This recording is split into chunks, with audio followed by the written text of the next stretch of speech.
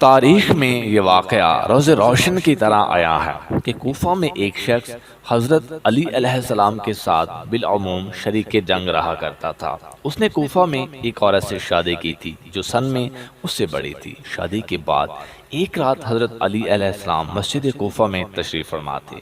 آپ علیہ السلام نے اپنے گرد بیٹھنے والوں میں سے ایک کو حکم دیا کہ فلاں محلہ میں فلاں گلی میں فلاں دروازہ کھٹکھٹا، وہاں ایک عورت اور ایک مرد آپس میں کئی دن سے جھگڑ رہے ہیں، انہیں بلا کے لیا۔ وہ شخص چلا گیا۔ رات کا کافی حصہ گزر چکا تھا۔ جب وہ دونوں آ گئے تو آپ علیہ السلام نے مرد سے پوچھا، کیا بات ہے، تم دونوں آپس میں جھگڑا ختم ہی نہیں کرتے؟ مرد نے عرض کیا، قبلہ میں نے اس عورت سے شادی کی ہے، جب مجھے خلوت نصیب ہوئی تو مجھے اس سے ایسی نفرت آئی کہ میں اسے بغیر ہاتھ لگائے اٹھ گیا۔ اسی وقت سے آج تک ہمارا تنازع چل رہا ہے۔ اگر میرے بس میں ہوتا تو میں اسی وقت اسے اپنے گھر سے باہر نکال دیتا۔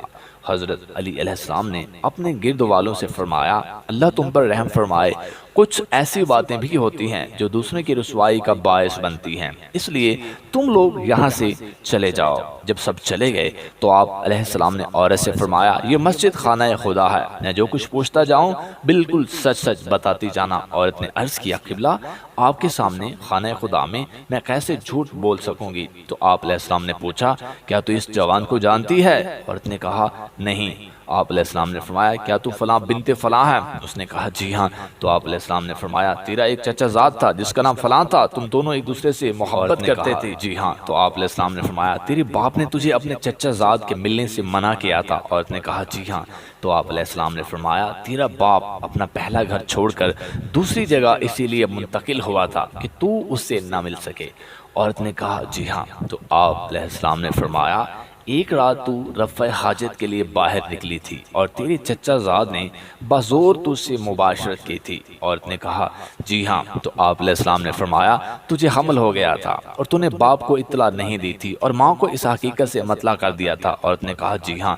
تو آپ علیہ السلام نے فرمایا، جب وضع حمل کا وقت قریب ہوا تھا تو تیری ماں تجھے گھر سے باہر لے گئی تھی، وہاں تو نے ایک لڑکا جنا تھا اور اسے ایک کپڑے میں لپیٹ کر دیوار کے اوپر سے کوڑے کرکٹ کی جگہ پر پھینک دیا تھا؟ عورت نے کہا، جی ہاں۔ تو آپ علیہ السلام نے فرمایا، اسی وقت ایک کتے نے تیرے بیٹے پر حملہ کیا تھا اور تو نے ایک ڈھیلا کتے کو مارا تھا جو اس بچے کے سر پر لگا تھا؟ عورت نے کہا، جی ہاں۔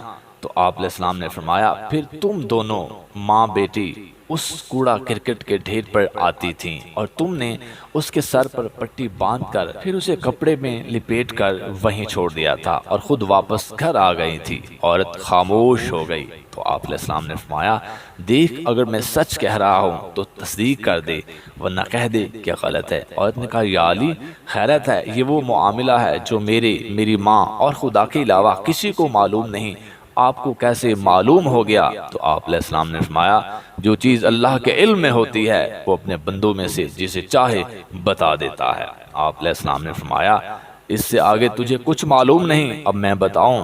صبح کو فلاں بن فلاں نے اسے اٹھا لیا، اس وقت تک وہ بچہ زندہ تھا۔ اس بچے نے اسی قبیلہ میں پرورش پائی، جب بڑا ہو گیا تو ان کے ساتھ کوفہ آیا، اس نے تیری خواستگاری کی کہ وہی تیرا بیٹا ہے۔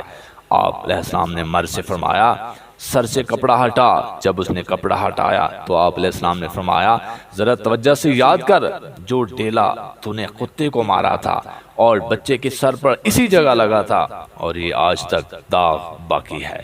جا، یہ تیرا بیٹا ہے، تمہارا کوئی نکاح نہیں ہے، اللہ نے تم دونوں کو ارتکاب حرام سے محفوظ رکھا ہے۔